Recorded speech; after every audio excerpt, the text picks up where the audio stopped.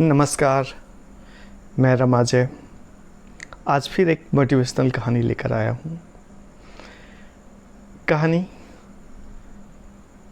कैसी भी हो, उसमें एक संदेश ज़रूर होता है और यह हम पर निर्भर करता है कि हम उस कहानी से सकारात्मक अर्थ लेते हैं या नकारात्मक अर्थ लेते हैं। लेकिन कहानियाँ सदैव जीवन को जीने की कला सिखाई जाती है। कहानी मोटिवेशनल भी है और इंस्पिरेशनल भी है। यह हमें इंस्पायर करेगी जीवन के लिए।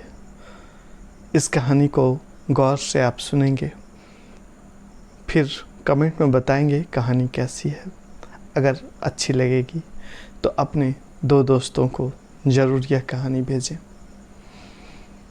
कहानी मोटिवेशनल है और हमारे भारत के मुख्य चुनाव आयुक्त टी.एन. शेषन के जीवन से है। यह कहानी उनके ऑटोबायोग्राफी से ली गई है। जी, मैं रमाजय आपको यह कहानी सुना रहा हूँ। कहानी सुनाते हुए मुझे भी बड़ा आनंद आता है, क्योंकि आप लोग कहानी को इतने प्रेम से सुनते हैं। सभी के जीवन में कभी न कभी ऐसी कोई घटना होती है कि हम उसे सदियों तक याद रखते हैं।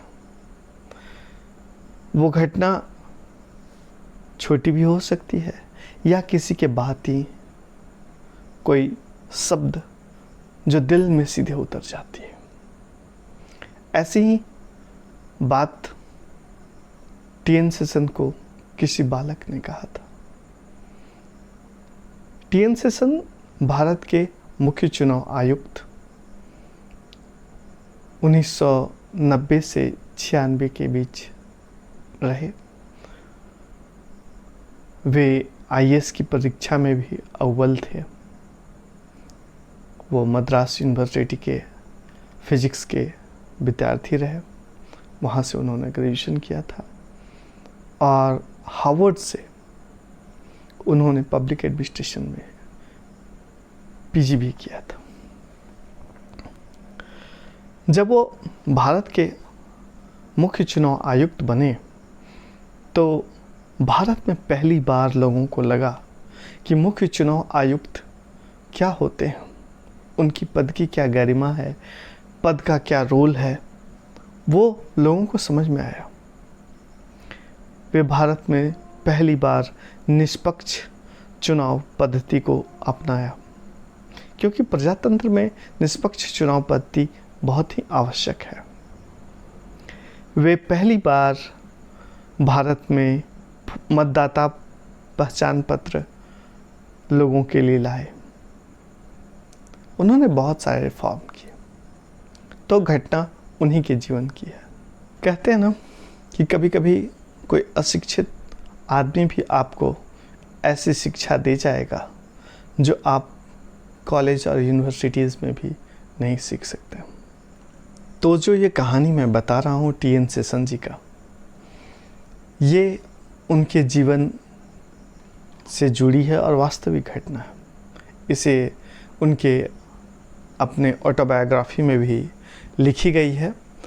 उनकी ऑटोबायोग्राफी का नाम है थ्रू द ब्रोकन ग्लास। इसमें इस घटना का जिक्र है। एक बार की बात है कि वे अपनी पत्नी के साथ छुट्टियां मनाने मसूरी जा रहे थे। मसूरी का रास्ता उत्तर प्रदेश से ही होके जाता। रास्ते में उन्हें बया पक्षी के घोंसले दिखे। तो टी.एन. शेषन की पत्नी ने कहा कि ये बया पक्षी के जो घोंसले हैं देखने में बड़े खूबसूरत हैं। अगर इनमें से 2 घोंसले हम ले लें तो हमारे घरों में सजावट के काम आ जाएंगे। यह प्रस्ताव टी.एन. शेषन महोदय को उचित लगा। कहा ठीक है, ले लेते हैं। उनके साथ सिक्योरिटी चल रही थी, पूरा कारवां चल रहा था। वो गाड़ी रुकवाते हैं और अपने अधीनस्थ कर्मचारियों से कहते हैं कि जाओ ये 2 बया पक्षी के घोंसले ले आओ। फिर क्या था, सिक्योरिटी गार्ड और ड्राइवर, स्टाफ के लोग लग गए घोंसला उतारने के लिए। लेकिन बया पक्षी बड़ी ही समझदार पक्षी होती है। घोंसले को वह बड़ी बखूबी बीनती है, इसलिए उसे बुनकर पक्षी भी कहा जाता है, और अपना घोंसला सुंदर बनाती है। सब लोगों ने घोंसला उतारने का प्रयास किया, लेकिन कोई भी सफल नहीं हो पाए। कारण क्या था? क्योंकि घोंसला पेड़ के किनारे पतली डालियों पे बने हुए थे, वहाँ तक पहुँचना मुश्किल था। सब लोग थक हार गए। तो स्टाफ के जो लोग थे, उन लोगों ने सोचा कि अगर कोई हल्का आदमी होता या कोई बच्चा होता तो पेड़ पर घोंसले को चढ़कर उतार लेता। जब ये बातें उनके दिमाग में आई, ठीक उसी क्षण उन लोग अपना दिमाग दौड़ा रहे थे। उसी क्षण एक व्यक्ति ने कहा कि देखो, दूर में एक चरवाहा बच्चा है, वो अपनी बकरियों को और गायों को चरा रहा है, उसे बुला लाते हैं। बच्चा छोटा था, 10-12 साल का रहा होगा। वो उसे बुलाते हैं, वो आ जाता है, पूछता है, बोलिए क्या बात है? तो सिक्योरिटी के लोग बोलते हैं कि ये घोंसला उतारना है। इतना सुनते ही वह बच्चा वहाँ से जाने लगता और कहता, मैं घोंसला नहीं उतारूंगा। सिक्योरिटी वालों को लगा कि शायद इसे कुछ पैसे का अगर प्रलोभन दिया जाए तो यह उतार देगा। एक स्टाफ ने बुलाकर बोला, भैया ये 10 रुपये आप रख लो और उतार दो। कहा, नहीं नहीं, मैं नहीं उतारता। अब चूंकि साहब की बात थी तो सिक्योरिटी वाले लग गए, भाई 50 रुपये ले लो और उतार दो। उसने कहा, नहीं, मैं नहीं उतार सकता, मैंने एक बार बोल दिया ना, और वो जाने लगा। ये पूरे घटना में कुछ समय व्यतीत हो चुके थे। तब टीएन सेशन साहब ने लाके देखा कि आखिर ये कर क्या रहे हैं। उन लोगों ने सब कुछ बताया, उस बच्चे के बारे में भी बताया। फिर टीएन सेशन साहब ने कहा कि उस बच्चे को बुला कर लाओ। बच्चा आया और उन्होंने कहा कि मैं तुझे 100 रुपये देता हूँ, बेटा उतार दो इसे। उसने कहा, नहीं, मैं नहीं उतारूंगा, मैंने मना कर दिया ना एक बार, तो नहीं उतारूंगा। अजीब बात थी, इतना बोलकर बच्चा चला गया। टीएन सेशन साहब भी समझ नहीं पा रहे थे घटना को। वो गाड़ी में आकर बैठते हैं, फिर एक सिक्योरिटी वाले से कहते हैं, भाई उस बच्चे को एक बार बुला कर लाओ, आखिर बात क्या है, जानना है। वह सिक्योरिटी गार्ड उस बच्चे को समझाते हुए आता है कि ये भारत के बड़े पदाधिकारी हैं, इनकी बातें मान लेना बेटा, और यह जो भी कहेंगे सुन लेना, घोंसले उतार देना, वगैरह वगैरह समझाते आ रहा था। वह टीएन सेशन साहब के पास आता है। साहब पूछते हैं उससे, बेटा आप पेड़ पर चढ़ना जानते हो ना? तो हाँ, उस बच्चे ने सहजता से जवाब दिया। फिर उन्होंने कहा, तो क्या कुछ और पैसे चाहिए तुझे? कहा, नहीं साहब, मुझे 500 या 1000 भी देंगे तब भी नहीं उतारूंगा। फिर टीएन सेशन सर चौंक गए। उन्हें लगा कि कोई बात गहरी है। बोले, फिर बात क्या है बेटा, क्यों नहीं उतारना चाहते? फिर उस बच्चे ने जो जवाब दिया, वो शायद सुनकर आपको भी दिल में एक गहरा प्रभाव दे जाए। उस बच्चे ने कहा कि साहब, जब शाम को पक्षी अपने घर में लौटेगी और अपने घोंसले को, अपने अंडे को नहीं पाएगी तो कितना रोएगी साहब। बस इसलिए नहीं उतार रहा हूं। ये बात सुनकर टीएन सेशन साहब कुछ बोले नहीं, उस बच्चे का पीठ थपथपाया और सीधे गाड़ी में बैठ जाते हैं। बात सरल और सहज थी। कहते हैं ना, कभी कभी सरल शब्द इतने गंभीर होते हैं कि व्यक्ति को बदल देते हैं। उम्र बदल जाते हैं, स्वभाव बदल जाते हैं, लेकिन वह बात आदमी भूल नहीं पाता। यह बात टी.एन. सेशन की ऑटोबायोग्राफी में लिखी है कि उस रात टी.एन. सेशन साहब सो नहीं पाए थे।